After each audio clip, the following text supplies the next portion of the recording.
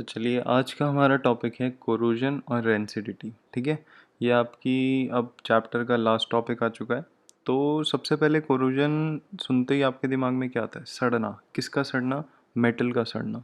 ठीक है, तो सबसे पहले कोरोजन देख लेते हैं। ठीक है, तो कोरोजन की डेफिनेशन क्या हो सकती है? द ग्रेजुअल वीकनिंग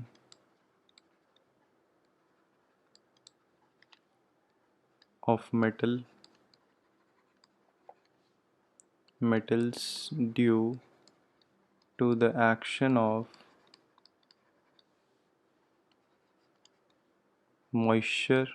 मॉइस्चर आपकी किस फॉर्मेट में होगा? Moisture in the format of H2O। ठीक है, एंड एयर में किस फॉर्मेट में? Air O2। जनरली O2 के साथ होता है। क्यों? तो O2 के साथ होता है तो leading to oxidation reaction.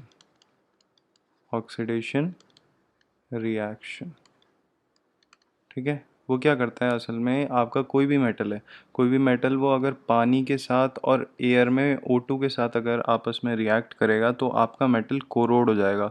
Corrode क्यों होगा? क्योंकि उसके साथ ऑक्सीडेशन रिएक्शन हो जाएगा। ठीक है, तो ऑक्सीडेशन रिएक्शन की वजह से आपका जो भी मेटल है वो कोरोड हो जाएगा। ठीक है, अब आपने बोला होगा कि भाई असल में हम तो रस्टिंग बोलते हैं कि भाई जब भी कोई भी चीज़ सड़ती है मतलब फ्लेकी फ्लेकी बन जाता है उसको हम रस्टिंग बोलते हैं कि रस्ट बन गया। ठीक है, मेटल को। तो असल में रस्टिंग बोलते हैं, ये बिल्कुल सही है, बट रस्टिंग की अब प्रॉपर डेफिनेशन समझते हैं कि असल में हम रस्टिंग किसे बोलते हैं।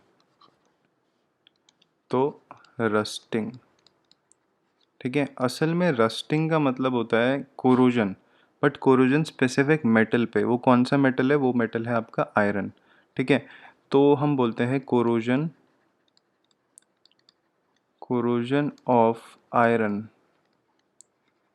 Due to the action of moisture, जिसको हम बोलते हैं H2O। ठीक है, मॉइस्चर बेसिकली आपका H2O से मतलब है, and air O2 leading to the formation of red brown flaky substance, जिसको हम क्या बोलते हैं? कॉल्ड रस्ट, जिसको हम रस्ट बोलते हैं। ठीक है, तो सबसे पहले रेड ब्राउन फ्लेकी सब्सटेंस बन जाता है, स्पेशली इसमें होता है। तो इसीलिए स्पेशली रस्टिंग का मतलब है कि कोरोजन ऑफ आयरन। ये चीज़ आप ध्यान रखिएगा कि असल में कोरोजन एक टेक्निक है, मतलब कोरोजन एक तरीके से मेथड है जिसमें क्या होता है, आपकी कोई भी मेटल है वो सारा का सारा आपका कोरोड सड़ने लग जाता है। क्यों सड़ने लग जाता है? Because due to the presence due to the reaction with the moisture and the air. ठीक है, एयर में क्या? Specifically O2। तो O2 के साथ रिएक्ट करके वो क्या होता है? उसके साथ ऑक्सीडेशन रिएक्शन, जिसकी वजह से वो कोरोड हो जाता है। वहीं अगर हम स्पेसिफिक मेटल की बात करें, आयरन, ठीक है, तो जब आयरन का कोरोजन होता है तो उसको हम बोलते हैं रस्टिंग। ठीक है, जब वो मॉइस्चर और एयर के साथ रिएक्ट करता है वो बनाता है रेड ब्राउन फ्लेकी सा सब्सटेंस। ठीक है, जिसे हम रस्ट बोलते हैं। अब देखिए, इसकी अगर हम इक्वेशन देखें तो आयरन है। ठीक है, आयरन आपका रिएक्ट करा ऑक्सीजन के साथ। ठीक है, ऑक्सीजन कहाँ? इसका ऑक्सीजन का मतलब है एयर, और रिएक्ट करा आपका वाटर के साथ। वाटर का मतलब है मॉइस्चर। ठीक है, अब देखिए जो आपका वाटर होता है, वाटर आपका एक्स मॉलिक्यूल से रिएक्ट करता है। एक्स मॉलिक्यूल मतलब एक्स की कुछ भी वैल्यू हो सकती है, क्योंकि एक्स एक वेरिएबल है। ठीक है, कि कितने भी नंबर ऑफ मॉलिक्यूल्स हो सकते हैं H2O के, तो इसको हम बोलते हैं number of molecules of water. ठीक है, अब देखिए नंबर ऑफ मॉलिक्यूल्स मतलब कितने भी मॉलिक्यूल्स के साथ कर सकता है, क्योंकि हमें ये फिक्स नहीं है कि सिर्फ एक ही मॉलिक्यूल रिएक्ट करेगा। आपका मॉइस्चर में सिर्फ एक ही मॉलिक्यूल लगा, ऐसा तो हम कह नहीं सकते। तो जितने भी नंबर के साथ करें उसको हम एक्स से डिनोट करते हैं। तो जब ये बनाता है तो ये बनाता है आपका फेरिक ऑक्साइड। ठीक है, डॉट XH2O, कि जितने भी हम मॉलिक्यूल थे वो सारे के सारे यहाँ चिपक जाएंगे। तो ये जो आपका इस डॉट डॉट का मतलब आपका होता है क्रिस्टलाइजेशन। ठीक है। तो ये नेक्स्ट आगे आने वाले चैप्टर में भी आप थोड़ा पढ़ेंगे, तो अभी इतना ध्यान देने की ज़रूरत नहीं है। नॉर्मल आप ये समझिए कि असल में अगर आप सिंपल वाटर देखें तो वाटर लिक्विड फॉर्मेट में नहीं होता, वो असल में आपकी क्रिस्टल के फॉर्मेट में बन जाता है, जिसकी वजह से आपका जो रस्ट होता है वो फ्लेकी सा लगता है। ठीक है, आयरन ऑक्साइड बना, साथ साथ वाटर जो आपके बना एक्स मॉलिक्यूल्स के साथ जो वाटर चिपका हुआ है वो क्रिस्टलाइजेशन की वजह से चिपका हुआ है, जिसकी वजह से आपको जो रस्ट दिखता है वो फ्लेकी टाइप दिखता है। ठीक है, ये होता है आपका रस्ट। ठीक है, चलिए तो कुछ नोट है जो इम्पोर्टेंट है और नोट करने लायक है। ठीक है, तो सबसे पहला नोट है कि आपने एल्युमिनियम मेटल का नाम तो सुना होगा। ठीक है, तो एल्युमिनियम मेटल के पास एक अपनी टेक्निक होती है, वो क्या करता है अपने आप को कोरोजन से बचा लेता है। कैसे बचाता है? वो ऑक्सीजन के साथ रिएक्ट करके Al2O3 बना देता है, मतलब एल्युमिनियम ऑक्साइड बना देता है, और वो एल्युमिनियम ऑक्साइड उसे अपने मतलब रस्टिंग से या फिर सॉरी रस्टिंग नहीं, कोरोजन से बचाती है। ठीक है, तो हम लिख लेते हैं कि aluminium reacting with air O2, air में specifically O2 produces the Al2O3 over its surface, and Al2O3 prevents the further corrosion of metal, कि वो उसे कोरोड होने ही नहीं देती। Al2O3 के पास अपनी इतनी सही पावर होती है कि वो कोई भी अगर वो किसी भी मेटल पे चढ़ जाए तो वो उसको कोरोड होने ही नहीं देगी। ठीक है, तो यहाँ पे एल्युमिनियम ऑक्साइड जब वो O2 के साथ रिएक्ट करता है वो बनाता है Al2O3। ठीक है, और Al2O3 के पास अपनी पावर है कि वो भाई एल्युमिनियम को कोरोड होने ही नहीं देगी। तो एल्युमिनियम खुद अपने आप को कोरोजन से बचा सकता है। ठीक है, अब अगर हम बात करें दूसरे नोट की तरफ, तो दूसरा नोट है आपका, दूसरा नोट कि असल में जो कोरोजन ऑफ सिल्वर होता है, ठीक है, उस कोरोजन ऑफ सिल्वर को जिस तरीके से आयरन होता है तो आयरन के कोरोजन को हम क्या बोलते हैं? उसको बोलते हैं रस्टिंग। उस तरीके से सिल्वर के कोरोजन को हम बोलते हैं टार्निशिंग।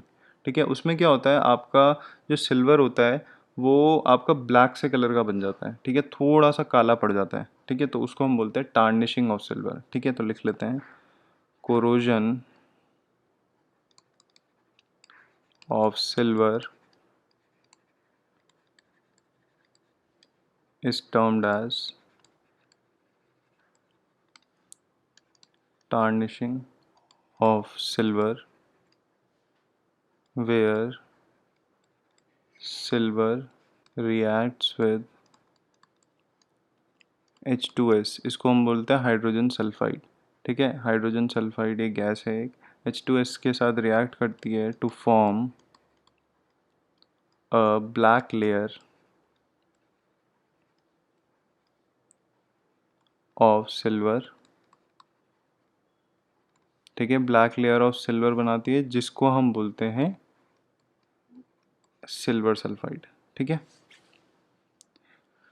चलिए तो ये थे कुछ आपके इम्पोर्टेंट नोट्स, और इसके साथ साथ एल्युमिनियम का भी मैंने यहाँ पे डिस्कस कर दिया। अब बात करते हैं कि असल में ये कोरोजन तो हो रहा है और कोरोजन एक नेचुरल प्रोसेस है, तो कोरोजन से अगर मुझे कोई मेटल को बचाना है, मतलब प्रिवेंट करना है उसे, तो मैं किस तरीके से करूँ? तो इसकी प्रिवेंटिंग मेजर्स देख लेते हैं। Prevention from corrosion.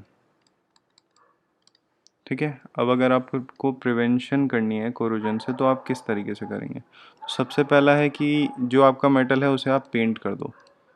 ठीक है, सिंपल, आपने कई बार देखा होगा लोग आयरन की वो जो उनकी रेलिंग टाइप होती है उसमें क्या करते हैं, उसमें पेंटिंग कर लेते हैं। क्यों पेंट करते हैं? ताकि कि उसका जो कांटेक्ट है एयर के साथ वो टूट जाए, मतलब O2 के साथ वो रिएक्ट ना कर पाए और ऑक्सीडाइज ना हो पाए, तो इसलिए हम पेंट कर देते हैं। तो ये आपका एक मेथड है। ठीक है, दूसरा मेथड आप यूज़ कर सकते हैं कि आप अप्लाइंग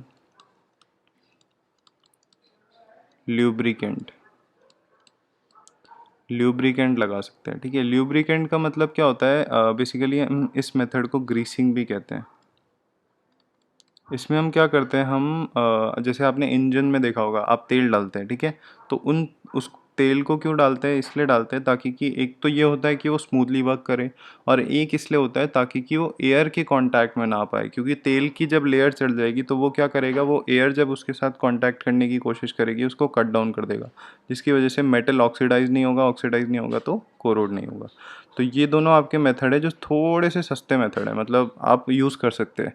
बट अगर आपका बजट हाई है तो आप कौन सा मेथड यूज़ करेंगे, आप यूज़ कर सकते हैं एनोडाइजिंग। एनोडाइजिंग में क्या होता है आपका, आप क्या करते हैं, अप्लाई, आपको पता है कि Al2O3 आपका कोरोजन नहीं करने देता, तो आप कोई भी मेटल पे Al2O3 लगा सकते हैं एनोडाइजिंग से, ठीक है। तो अप्लाई लेयर ऑफ Al2O3, ठीक है। जनरली Al2O3 की हम लेयर अगर चढ़ा दें तो उस प्रोसेस को हम बोलते हैं, कोई भी मेटल पे, उस प्रोसेस को हम बोलते हैं एनोडाइजिंग, उस प्रोसेस से ही आप चढ़ा पाएंगे। और चौथा थोड़ा सा महंगा, उसको हम बोलते हैं गैल्वनाइजेशन। गैल्वनाइजेशन में क्या होता है, आप applying the layer of zinc, आप जिंक की लेयर चढ़ा देते हैं, तो जिंक उस मेटल को कोरोड नहीं करने देता, ठीक है। फिर अगर हम बात करें एक और, तो इलेक्ट्रोप्लेटिंग। इलेक्ट्रोप्लेटिंग, इसमें आप क्या करते हैं कि भाई अप्लाइंग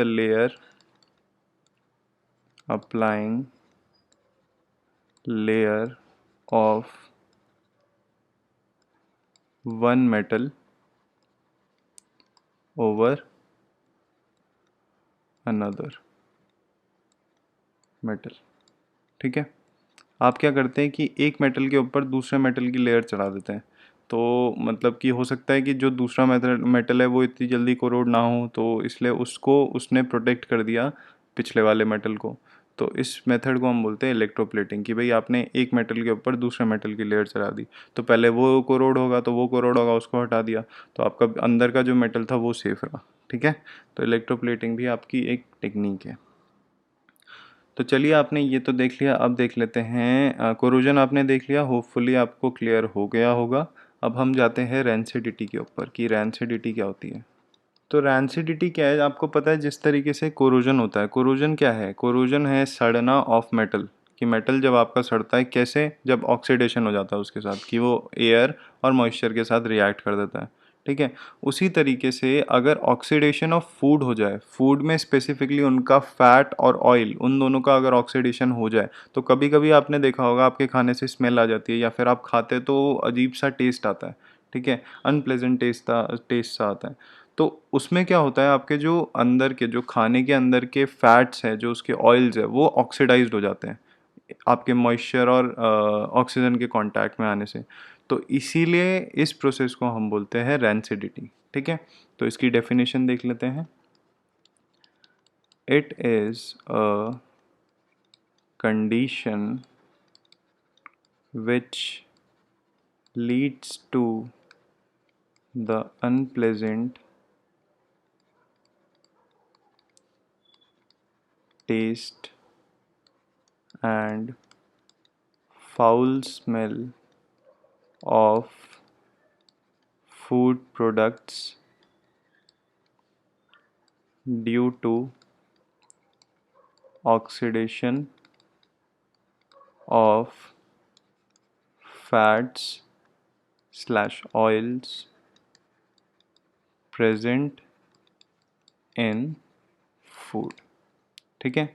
फूड पार्टिकल्स, आपके वो जो फूड पार्टिकल्स होते हैं उनमें जो आपका ऑयल्स और फैट होता है, वो जब ऑक्सीडाइज हो जाता है तो आपको अनप्लेजेंट टेस्ट और फाउल स्मेल आती है, ठीक है। तो उस प्रोसेस को हम क्या बोलते हैं, रेंसिडिटी। अब इस प्रोसेस से कैसे बचा जाए, तो आप अपने फूड को प्रिवेंशन हम कैसे कर सकते हैं, तो सबसे पहला है कि भाई आप क्या करो, एयर टाइट कंडी वो करो, एयर मतलब जो भी आपका फूड है वो आप एयर टाइट कंटेनर में रखो, तो उससे क्या होगा, वो ऑक्सीजन के कांटेक्ट में नहीं आएगा, तो नहीं आएगा तो उसके फैट्स और ऑयल ऑक्सीडाइज नहीं होंगे, यानी कि रेंसिडिटी नहीं होगी। तो ये लिख सकते हैं, यूजिंग एयर टाइट कंटेनर्स, ठीक है, एयर टाइट कंटेनर्स आप यूज़ कर सकते हैं। दूसरा आप लिख सकते हैं यूजिंग प्रिजर्वेटिव्स।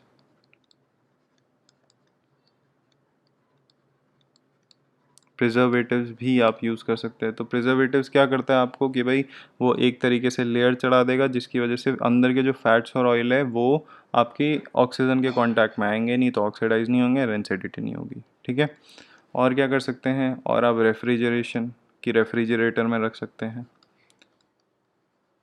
तो रेफ्रिजरेशन में क्या होगा, आपके ऑक्सीडेशन नहीं होगा, तो रेंसिडिटी बच जाएगी। ठीक है, और क्या कर सकते हैं, और आप एक और मेथड यूज़ कर सकते हैं कि असल में आपने देखा होगा जब आप चिप्स लेने जाते हैं, लेस स्पेसिफिकली, तो लेस जैसे ही आप खोलते हैं देखते हैं कि भाई ये भरा हुआ तो बहुत सारा था, मतलब लग तो बहुत सारा रहा था, बट जैसे ही हमने खोला सारी की सारी गैस निकल गई। ठीक है, मतलब अंदर गैस थी। तो हवा, वो जो हम बोलते हैं कि वो हवा से भरा हुआ था, तो वो हवा कौन सी होती है, वो हवा होती है नाइट्रोजन गैस।